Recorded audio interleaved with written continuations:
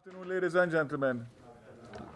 Let me just indicate that I'm here today as Minister with portfolio responsibility for the environment and land, which are two major issues and concerns in relation to the GISCO operation and, of course, the surrounding communities. Let me welcome to the meeting and recognize MP Franklin Witter, Councillor Leighton Smith, Councillor Caretaker,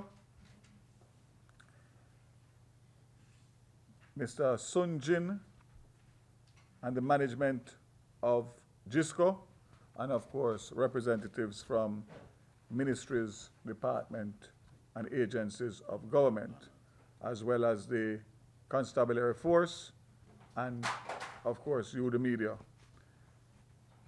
I must say that we had, despite the challenges, a very fruitful meeting with the management of GISCO and the state agencies, for which I will brief you. We are here on the invitation of MP Witter, who has been handling and responding to a number of complaints from the residents specifically related to the impact of the residue disposal area known as the Mud Lake at Nain. Recognizing the role played by MP Witter and the council and the local team in keeping with GISCO and its negotiating the settlement that is to be made. Let me quickly say that the negative aspects from the plant and the Mud Lake are serious and demands immediate intervention and correction. Let me put in context some of the challenges at GISCO and by extension facing the government. A number of legacy challenges were inherited by GISCO, a plant with aging infrastructure, and remember that the plant was mothballed for almost 9 years. The accompanying environmental and human health challenges from the Mud Lake and the impact of the dusting problems on the communities. And let me just say here that the communities that have been named, which amounts to 10, is Upper and Lower Warminster, Myersville, All Valley, Northampton, Brinkley, and Genius.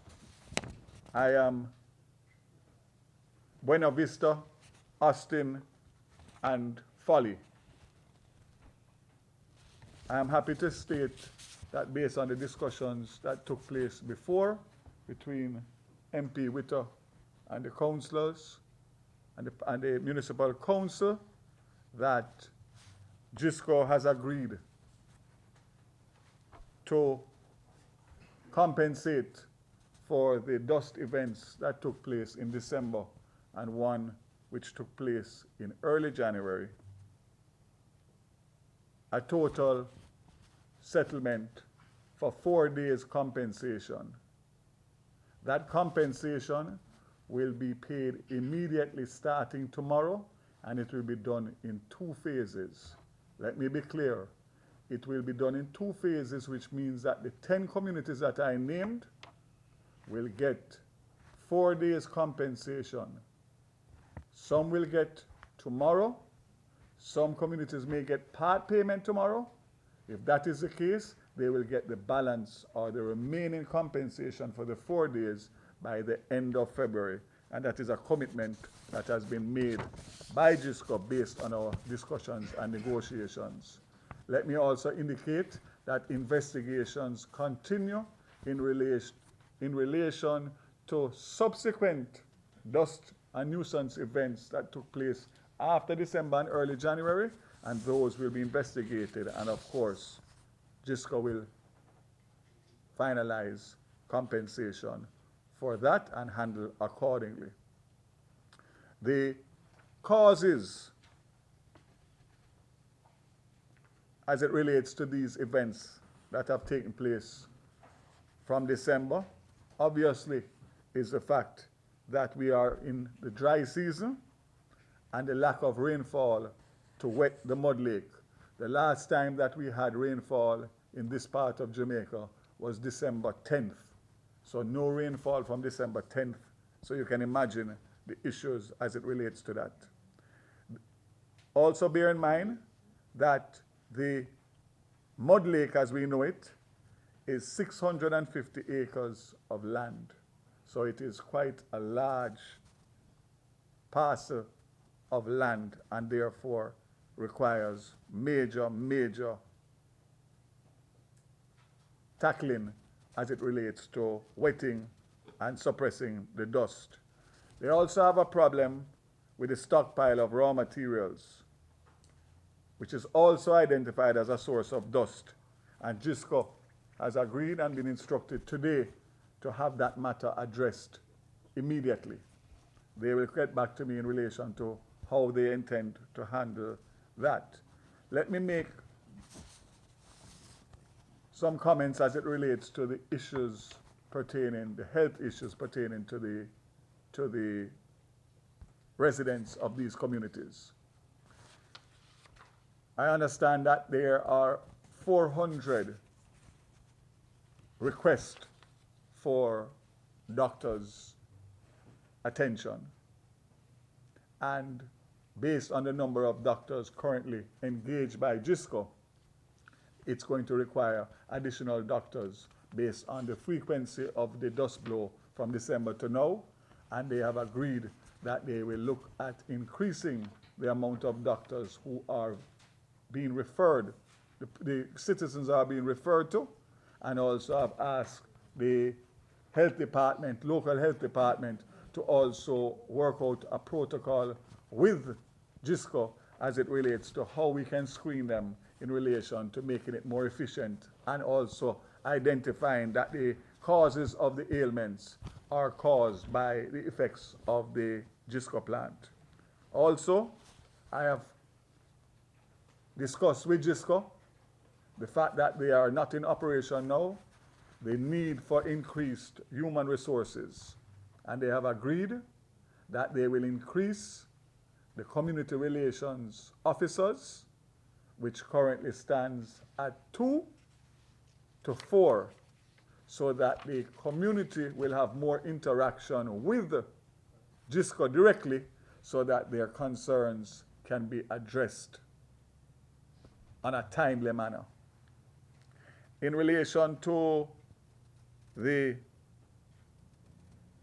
trucking of water, which is also a major issue, I understand from GISCO that they are supplying 8 truckloads of water a day to areas and residents that are affected, and we are looking at, as it relates to how we can increase the delivery of water in this dry time, especially in light of the events of the dust nuisance, because it is contaminating existing water sources that the residents use, which is mostly rainwater harvesting, and some of the tanks are not covered, and therefore once the breeze blows the dust, that water is not fit for consumption. So that is an area we're also looking at, but the increase of water is also something that they have committed, and again they're going to work with the MP and the councillor and the council to see how we can make sure that the delivery of water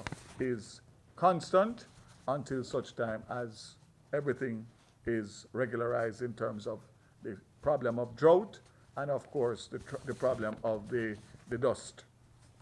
As it relates to the regulatory framework, the fact that GISCO is closed for refurbishing does not make the protocols that existed before redundant.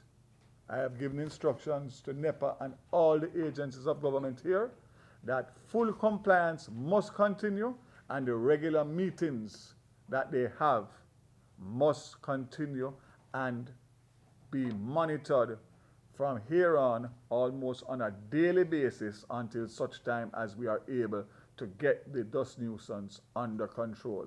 I'm satisfied that GISCO is investing over $1 million as it relates to sprinkler systems, as it relates to nets, mesh, and other aspects of how they are going to deal with trying to suppress the dust coming from the 650 acres. I'm satisfied that they have started.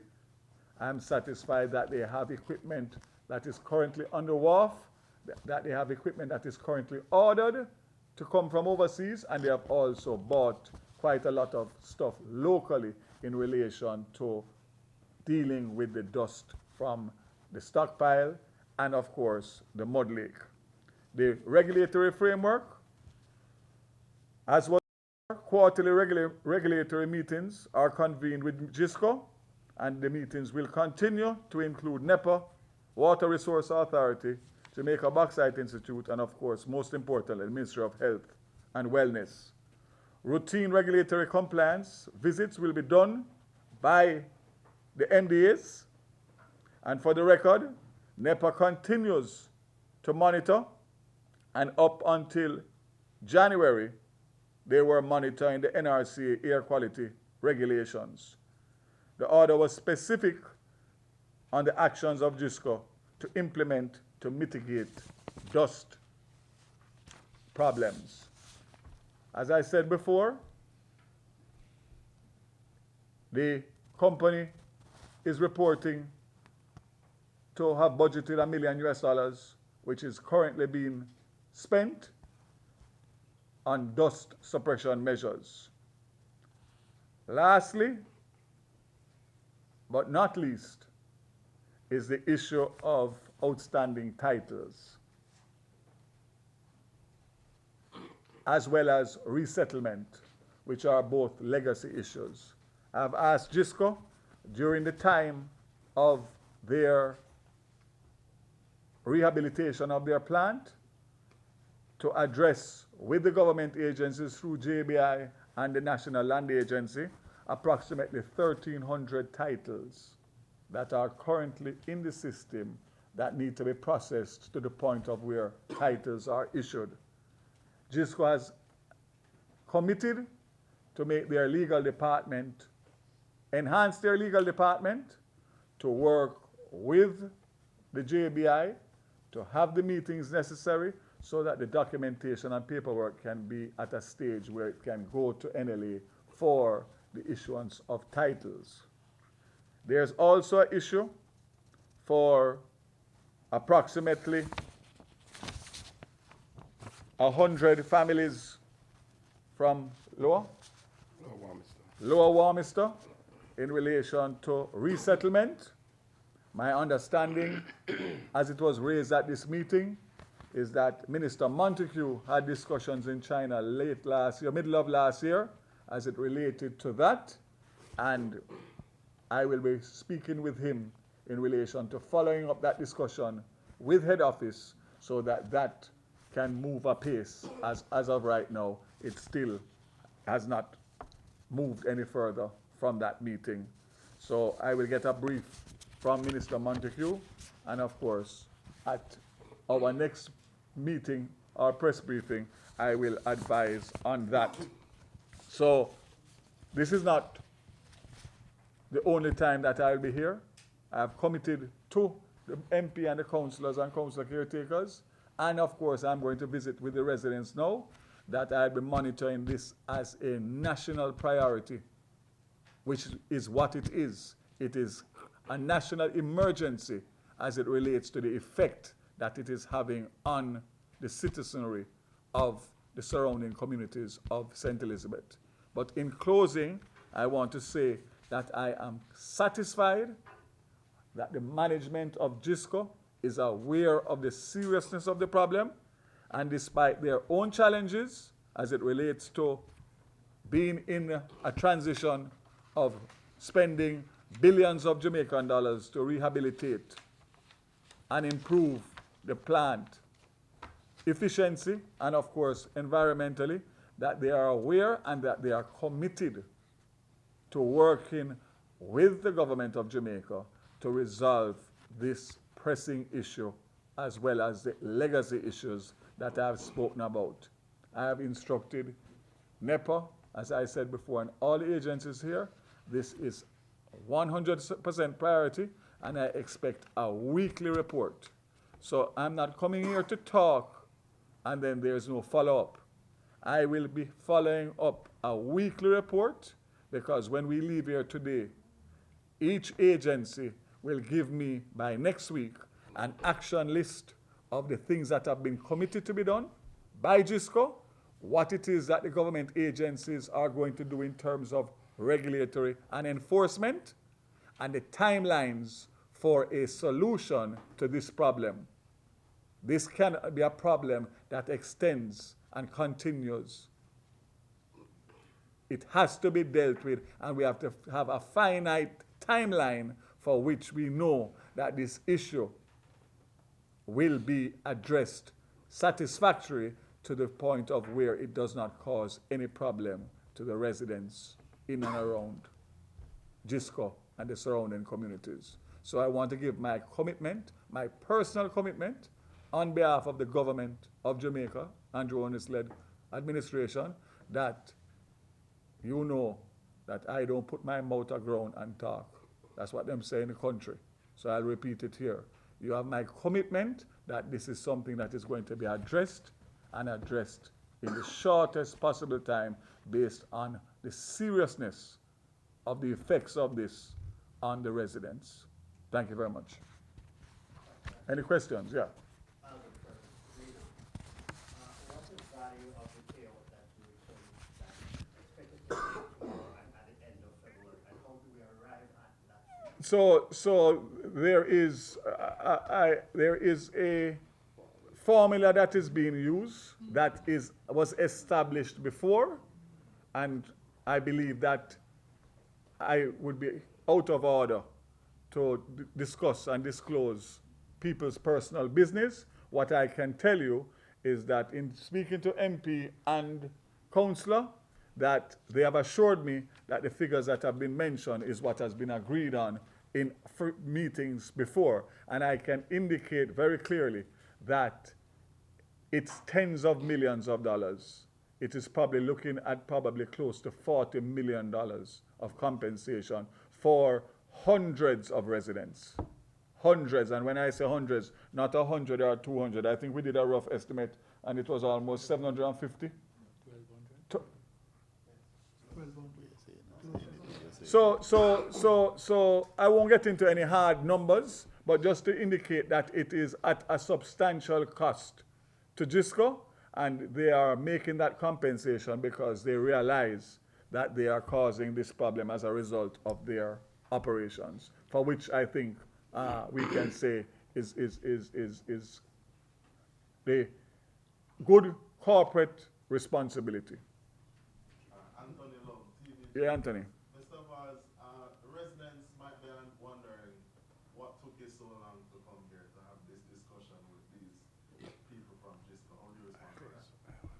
So we have a member of parliament and we have a council, and these are issues that are affecting the local communities. I monitored it, and when I realized that it had reached a stage where the MP and the councillors were reaching out to me, that it needed a higher level of intervention, which obviously is ministerial intervention. But the point is that I was monitoring it, and I say without hesitation that we have been here only for 3 hours, and that is as a result of the groundwork that was done previously, and the issues that could not be agreed on at that level has now been agreed at my level. So I want to say that I am fully understanding of what has taken place, and now that it has reached this stage and I've been able to announce what I'm announcing, I will personally, as minister, monitor this, and also with my colleague, Minister Montague, work together in relation to dealing with these matters. And also, obviously, I've got reports, as I would routinely, from NEPA and the other agencies under me as it relates to this. But I'm satisfied that as of tomorrow, which is Friday, people will not only hear the talk, but they will see the results of my visit here today. And as I said before, we'll be keeping in touch. And you notice that it's a bipartisan approach, which is the only way that Jamaica can move forward. And therefore, I give both councillor and MP full credit for doing what they were mandated and elected to do by the people, which is to represent them and stand up for them, which is what they have done. Mr. Knight, residents here have said that NEPA has been negligent. This has been going on for too long. How would you respond to that? How would you respond to that? Well, I don't know why residents would say that, but NEPA has not been negligent. You heard the minister mention that we have been monitoring the oversight of the GISCO operation and the particular problem at the residue disposal site, the Mud Lake. I think the minister just outlined that this is a massive land area, 650 acres of land, that presents a particular challenge to GISCO. We have done what is required under law. We have served GISCO enforcement notice, and in January we served GISCO control order under the air quality regulations. We have been in dialogue with GISCO, and we have been working with GISCO. I think the residents, and I heard from the MP, that the dusting problem has been mitigated somewhat, but over the last couple of days, it has sprung up again. So it is a difficult challenge. It is, as regulators, and I'm sure the Jamaica Bauxite Institute reps will tell you the same thing. I'm sure the Ministerial Health rep will tell you the same thing. These are challenges, a lot of it is legacy issues that should have been managed earlier. So we have given GISCO has requested some additional time.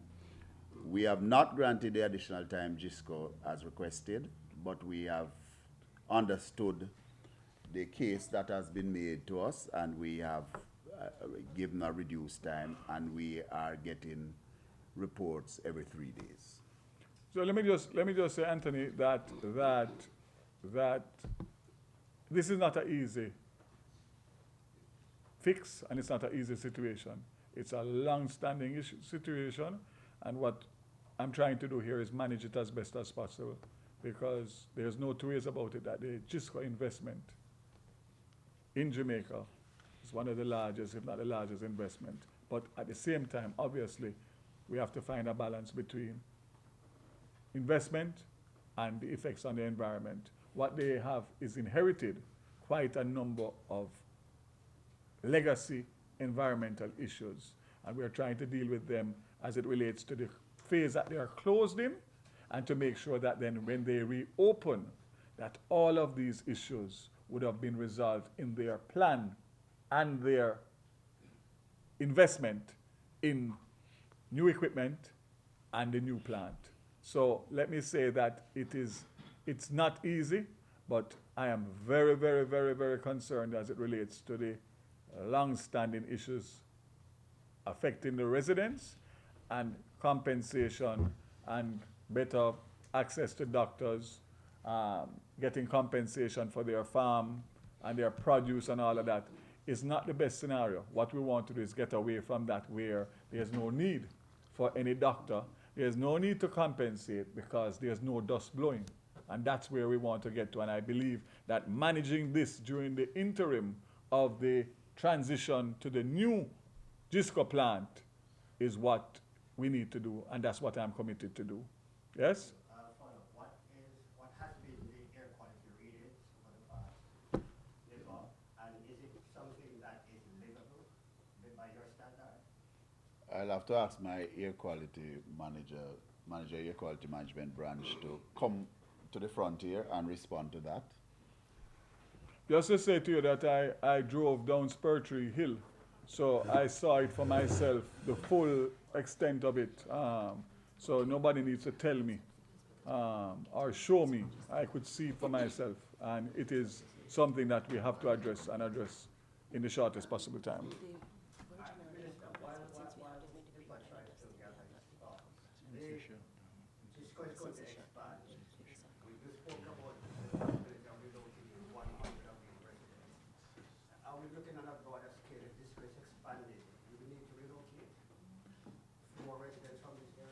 All of that is under discussion as it relates to GISCO's unfolding plan for their new plant. But it is important that while we are doing that and looking at the future, that we resolve the legacy issues. And these legacy issues are not today. These are decade-old legacy issues. And as I said before, the health concerns in relation to the dust is one, but also the commitments that were made by previous governments and previous owners and management of Alpart/GISCO. We've got to get those sorted out. Titles, the resettlement, and whatever other legacy issues that are frustrating and adding to the burdens of the people of these communities. While you make that point, so is relocation on the table possible or is it not on the table? I wouldn't want to say, because that's not what was discussed here today, but I will give you an update on that at a future when I'm properly briefed. Today was specifically to the current issues as it affects the residents as of now. So that is something that we can speak on at a future date. So we go back to the question of Yeah, air quality. your question. Yes, I am advised that, well, first of all, let me just say that GISCO has, under the air quality regulations, air pollutant discharge licenses, and I'm advised that GISCO is generally in compliance, but since the shutdown, there has been a spike, and you can see it from the mud lake. So that is an issue, and that is, when I mentioned the control order is related to that. But Anthony, you also said earlier, you used the word negligent. NEPA has been in the communities up to early January and up to last week. We had a team of staff members, specialists, combined team, going throughout the communities to brief community members on what was being done and the challenges on both sides. And I can tell you, the staff did an excellent job with the spot meetings and advising the residents, because I got telephone calls from residents who wanted to know what else could be done. So we have been working, and this is in addition to the JBI, and this is in addition to GISCO with its public relation, GISCO and WRA with the activities on the ground. As the minister said, this is a difficult situation. Let me just close by saying one thing, and that is the most important thing that has come out of this meeting today with GISCO is a clear understanding that GISCO now has, based on my discussions with them, as it relates to the protocols that existed before they were closed, and the importance of those protocols continuing while the plant is closed. So it requires human resources and funding to make sure that they are compliant with all of the permits and all of the licenses that were granted while they were operational. No. And what we are seeing is that because of the closure, which is expected, there has been a breakdown in some of those areas. Community relations, doctor requests compensation for farm produce, and of course, compensation for dust events. Yes, and I'm comfortable and confident that the commitments that have been given to increase those resources will be made available immediately, and we will see that by virtue of the payments starting as early as tomorrow. Final question. Mr. Sinju, you would have had concerns of your own coming into this meeting. Were those concerns addressed, and are you satisfied with what you've been told here by the officials? Soon. Sunjit. Sorry. Sunjit. Okay, actually, welcome all of agency and especially the minister and the councillor, MP, and Mr. Peter Knight come to our site to hear this issue and story.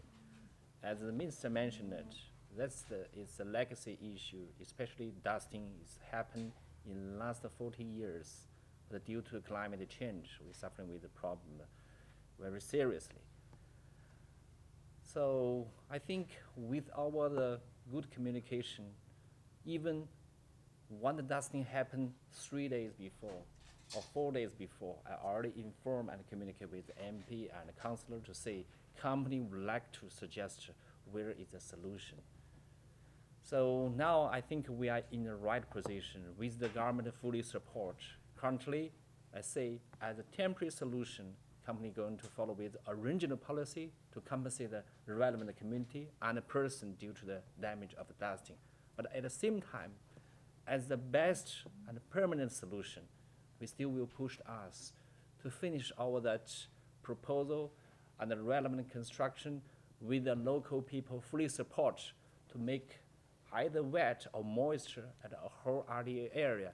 That will be the permanent solution. Otherwise, it will be going to happen again. So as our target, we still insisting here and see how fast we can going to finish all the modification project. The RDA upgrading and modification is a part of that project. I believe with the government agency and the minister fully support, we are now on the right way. Thanks.